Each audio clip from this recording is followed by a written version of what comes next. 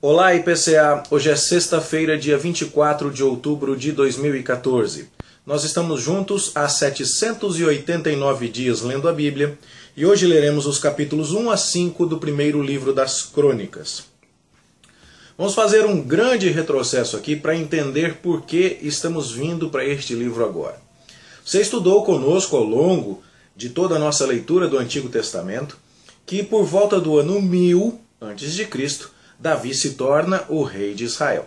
Seu filho Salomão constrói o templo e expande a glória do reino a um patamar que não havia sido atingido até então. Mas por causa da sua idolatria, trazida pelas muitas esposas que contraiu, Salomão foi punido por Deus, de tal forma que o reino que ele deixou foi dividido. Então, a partir daí, nós temos o reino do norte, Israel, o reino do sul, Judá. Essa história está contada para a gente lá no primeiro livro dos Reis, no seu capítulo de número 12. Bom, o reino do norte cai em idolatria muito depressa também. O seu primeiro rei, Jeroboão, já patrocina a idolatria ao bezerro de ouro. E, mais tarde, no ano 722 a.C., o reino do norte será destruído, eliminado pelos assírios. Isso teria sido profetizado por Amós, por Oséias em particular, tá certo? E nós vimos isso. O reino do sul ainda permanece, mas Isaías, Miqueias, Abacuque, Sofonias estão mostrando ao reino do sul que, se não emendar os seus caminhos, eles receberão um destino semelhante. E Jeremias está dentro da cidade de Jerusalém quando o reino do sul é destruído agora por Nabucodonosor. Daniel é levado para a Babilônia, Ezequiel é levado para a Babilônia, não é? E aí então, depois de cumprida a sentença dada por Deus de 70 anos, o povo retorna.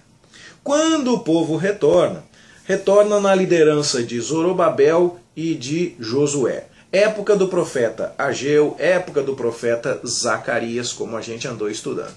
E é a hora de retomar a vida, de reconstruir o reino. E é nesse contexto que são redigidos os livros de Ageu e Zacarias, como vimos, mas também o livro de Esdras, porque está sendo contado agora, neste período, o esforço do povo para reconstruir a vida.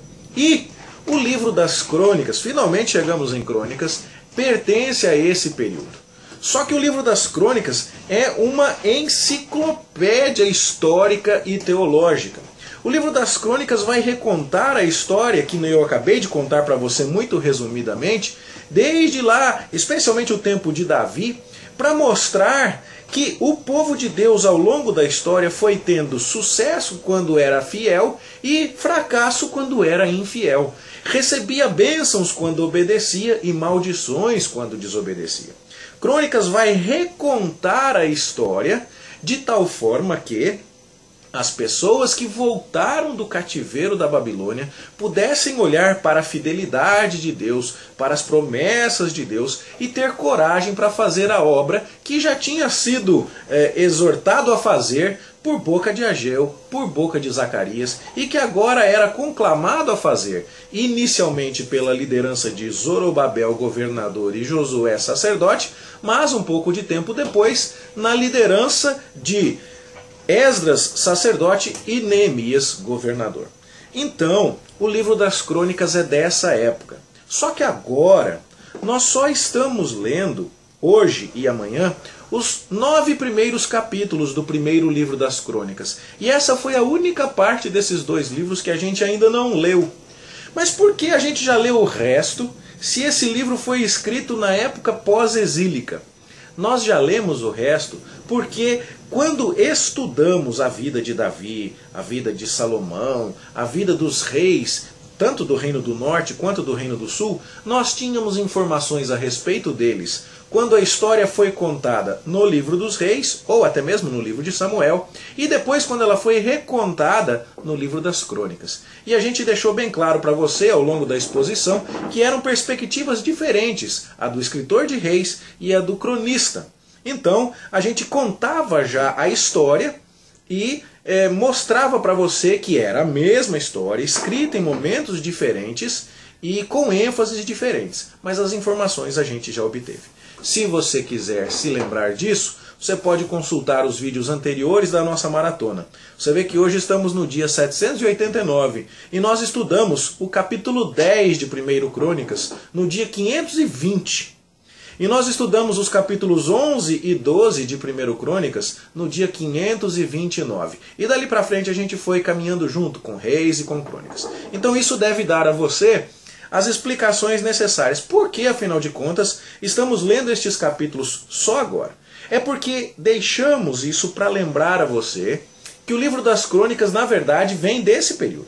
E ele foi um resgate da história para encorajar as pessoas. Mas é um livro pós-exílico. A história que ele conta é bastante antiga. Se você pensar que Davi é do ano 1000 e que ele começa realmente a se preocupar com a história de maneira mais detalhada a partir de Davi, você tem então aqui no período pós-exílico uma escrita acontecendo 500 anos mais tarde. E é disso então que vamos falar hoje quando tratamos do livro das Crônicas. É um livro só, certo? Embora dividido em 2 volumes. Bom, a tradição judaica pensa que foi Esdras que escreveu esse livro. E se você acompanhou tudo que eu disse até aqui, isso pode ser uma sugestão bastante pertinente. Afinal de contas, Esdras retorna, e a gente vai ver isso na semana que vem, se Deus permitir. Ele retorna depois do templo já reconstruído por Zorobabel e com Josué, o sumo sacerdote, mas para promover uma organização religiosa da vida em Jerusalém. O templo estava de pé, mas as coisas ainda não estavam no lugar. E esse tipo de resgate histórico seria muito apropriado. E é bem plausível que Esdras tenha feito isso.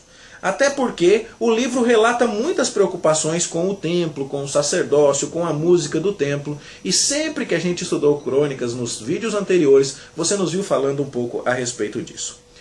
Há também no livro de Crônicas um enfoque a respeito da monarquia, a respeito da promessa do governante davídico. E isso, se você também se lembra um pouco do que a gente já estudou recentemente, também é uma ênfase. A restauração do reino no período pós-exílico passava pelo rei e pelo templo. Então, pelo rei a gente via Zorobabel, o anel de selar que Deus agora restaura. E pelo templo a gente via Josué, o sacerdote que recebia a coroa e que ia unir, símbolo do Cristo que iria unir os 2 ofícios. Então, tudo isso faz bastante sentido. Só que esse ponto de vista de que foi Esdras permanece hipotético. Há algumas coisas que ainda levantam dúvidas para nós.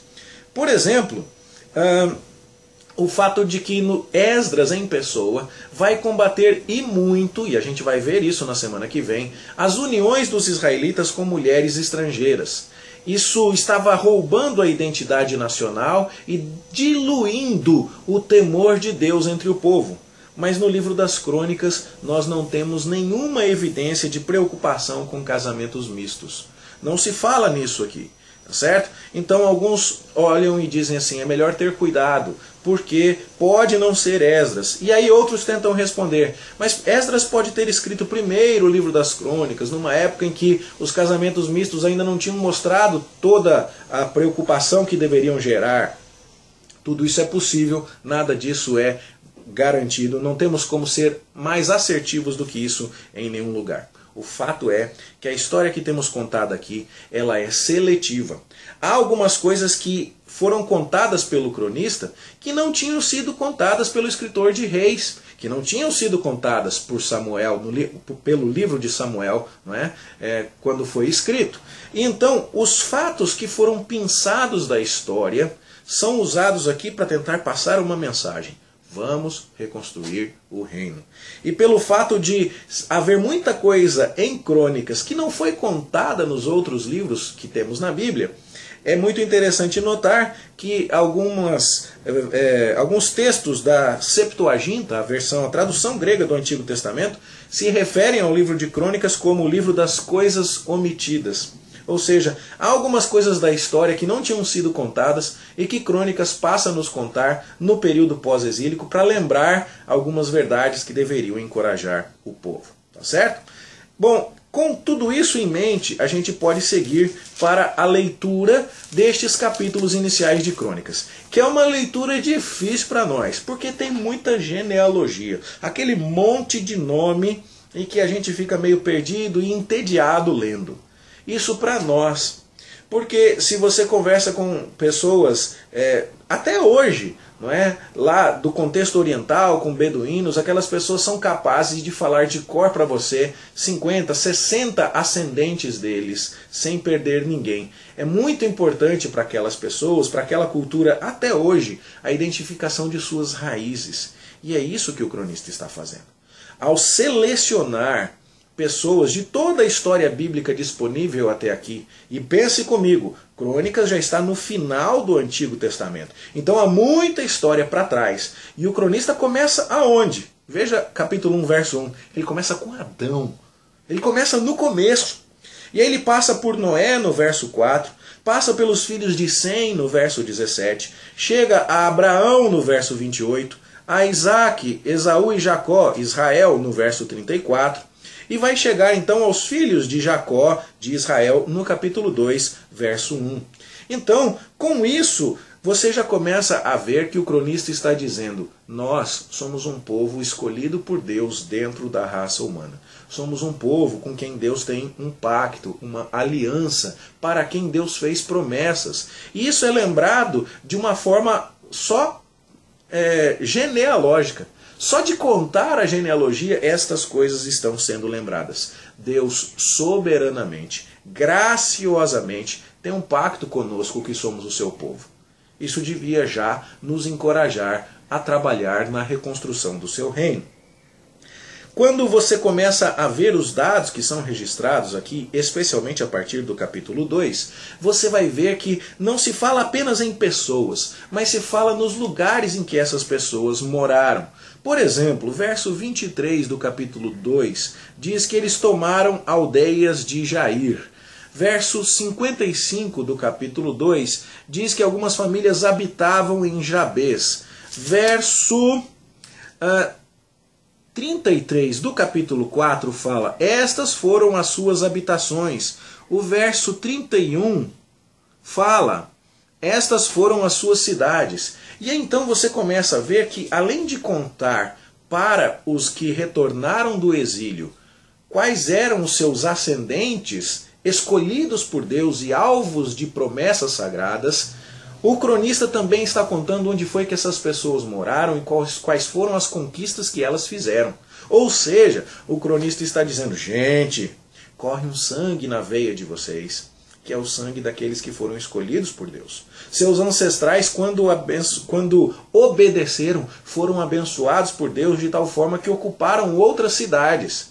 Que agora, nós que retornamos, restaurados por Deus, temos que buscar a bênção de Deus em obediência para promover a restauração da ocupação desses territórios. Certo? Então, isso vai ficando claro na medida em que você, como um judeu daquela época, lê isso daqui. Nós, tão distantes deste tempo, de uma cultura completamente diferente, precisamos ter os olhos guiados na leitura destas coisas, mas que, quando compreendidas, são recheadas de significado. Você vê, então, que há uma preocupação específica no capítulo 2 com a genealogia de Davi. O verso 12 fala de Boaz, que é o marido de Ruth, do livro de Ruth, Obed, Jessé, não é? E Davi vai aparecer no verso 15 do capítulo 2, e então ele vai receber uma atenção especial no capítulo 3, a partir do verso 1, estes são os filhos de Davi. E então, Salomão, o descendente escolhido por Deus, que vai ocupar o trono de Davi, que vai construir o templo, recebe atenção especial no verso 10. E aí a gente vê, a partir do verso 16 do capítulo 3, os últimos reis de Judá, Jeoaquim, Jeconias, que é Joaquim, Zedequias, né?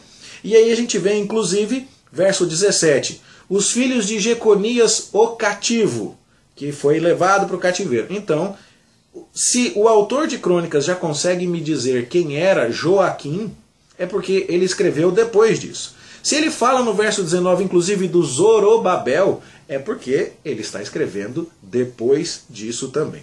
Aliás, o fato de que ele vai só um pouquinho para frente depois do Zorobabel, aqui no capítulo 3, é uma sugestão adicional de que o livro das crônicas foi escrito por volta dessa época. Não deve ter ido muito além, porque o autor não dá muitos mais descendentes de Zorobabel. Tá certo? Isso também não é absoluto, mas é um indicador da probabilidade da época de composição do livro.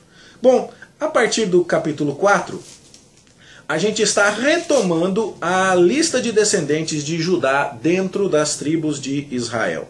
O capítulo 2 começou a falar de Jacó e no verso 3 começou a falar de Judá, aquele que recebeu a linhagem real dentre os filhos de Jacó, dentre os filhos de Israel. Só que o autor se empolgou, falou de Davi, aí entrou em Davi, aí entrou em Salomão e foi até Zorobabel. Quando chega no capítulo 4, ele lembra disso e volta a falar dos filhos de Judá. Por que se começa com a tribo de Judá? Bom, o capítulo 5 explica bem isso para nós. O filho primogênito era o Ruben, mas ele dormiu com a concubina do seu pai, a serva de Raquel, depois que Raquel morreu. Ele tentava impedir que Jacó se interessasse mais pela serva de Raquel do que por Lia, mãe de Ruben. E então, por conta disso, Ruben perdeu a primogenitura. Mas a primogenitura não foi dada para um filho só. Houve uma divisão de direitos. O direito da liderança da família ficou com Judá, mas o direito da herança da família ficou com José. E isso é explicado aqui na parte inicial do capítulo 5. E a gente fala assim, mas por que, hein? Isso tudo é lembrado? Bom, é lembrado porque se Ruben desobedeceu, não ganhou bênção. Mas se José e Judá obedeceram, foram abençoados. Isso então lembrava os que retornavam do cativeiro de que se obedecessem, seriam abençoados. E assim essa história é contada desta maneira. Começa com Judá, o líder, o primogênito, em termos de liderança. Fala-se de Simeão a partir do verso 24 do capítulo 4. Isso porque se você olhar um mapa das 12 tribos do seu território, você vai ver que lá para baixo ficava o território de Judá e Simeão ficava dentro do território de Judá. E depois, a partir do capítulo 5, quando se fala de Ruben, vai o cronista chamar a atenção para as tribos que ficaram do outro lado do Rio Jordão. Você deve se lembrar disso lá de Números, e faz tempo que a gente leu isso, mas que 2,5 tribos ficaram do outro lado do Jordão, na Transjordânia. Ruben, Gade e metade da tribo de Manassés. E é dito também a história dessas tribos que ficaram do outro lado, aqui a partir do verso 18 do capítulo 5. O título editorial é bem apropriado, A História das Tribos Transjordânicas. E a gente vê que inicialmente essas tribos clamaram a Deus, verso 20, né? E lutaram contra os inimigos, confiaram em Deus e tiveram vitória e habitaram neste lugar até o tempo do exílio. Que exílio? O exílio dos assírios. Um exílio que aconteceu bem rápido, afinal de contas esse povo era do Reino do Norte. E por que aconteceu o exílio? Verso 25 do capítulo 5. Porque eles cometeram transgressões contra Deus, se prostituíram seguindo deuses dos povos, e então Deus suscitou contra eles o espírito do rei da Assíria. Mais uma lembrança do cronista. Obediência é recompensada com bênção, desobediência é punida com maldição. E um exemplo final no comentário deste trecho, então, vem do capítulo 4, a partir do verso 9. Aqui se fala de um camarada chamado Jabes, que acabou se tornando muito ilustre porque foi lançado há algum tempo um livro chamado A Oração de Jabes, uma espécie de best-seller mundial. E o seu autor vem a dizer que o Jabes descobriu uma chave que destranca a porta das bênçãos no céu. Porque Jabes fez uma oração e que essa oração, se você pronuncia as palavras certas, Deus vai conceder a bênção para você. É claro que ele não vai dizer isso com esse tipo de ênfase, mas uma conclusão necessária das suas palavras é essa. E então o autor estimula você a fazer a oração de Jabes, a orar como Jabes orou, a pedir que Deus alargue as suas fronteiras e tudo mais. E se isso acontecer, pensa assim o autor, Deus vai conceder a você o que você pedir da mesma forma como Jabes. Nós precisamos tomar muito cuidado com esse tipo de coisa, porque não existe uma fórmula mágica ou algumas palavras específicas seja qual for o teor delas, que obrigam Deus a abrir mão de sua soberania e a atender filhos mimados. Isso não existe biblicamente falando. É importante que entendamos, Deus nos estimula a orar, Deus nos estimula a pedir, Deus quer que peçamos, Deus quer que almejemos fazer grandes coisas para o seu reino e que oremos a respeito disso, tá certo? Mas em nenhum caso Deus estará obrigado a se curvar a palavras mágicas que nós tenhamos aprendido a pronunciar. O ensino disto daqui é importante. De fato, como percebeu o autor do livro, o cronista vinha falando a respeito de várias pessoas, mas quando chegou em Jabez ele deu uma parada aqui. Isso acontece quebrando o ritmo da genealogia de forma muito semelhante lá em Gênesis capítulo 5, quando vai se falar de Enoque. Para a genealogia de dizer Enoque viveu tantos anos, teve tal, casou, teve tal filho, e depois que teve tal filho viveu mais tantos anos, e teve filhos e filhas e morreu. Não, a história de Enoque para dizer Enoque andou com Deus. Isso era importante lá em Gênesis 5. E aqui é importante olhar para Jabez em 1 Crônicas capítulo 4. Por quê? Porque apesar de ter nascido num contexto de dor, como diz o verso 9, Jabez invocou ao Deus de Israel. E isso aqui, para os que vinham do exílio, para aqueles que viviam já na Jerusalém, que estava sendo reconstruída debaixo de muita dificuldade, isso aqui tinha um apelo tremendo. Eles estavam vivendo num contexto de dor, como era o contexto em que Jabez nasceu. Mas Jabez procurou a Deus, como os exilados que retornaram tinham que procurar. E ele dizia, Senhor, tomara que o Senhor me abençoe e me alargue as fronteiras, e que a tua mão seja comigo e me preserve do mal. Era isso que os exilados que retornavam precisavam.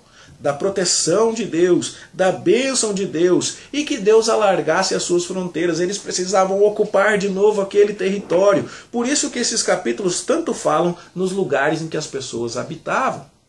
E compreendida neste contexto, esta seção então tem de fato um apelo às pessoas que imitem a oração de Jabez.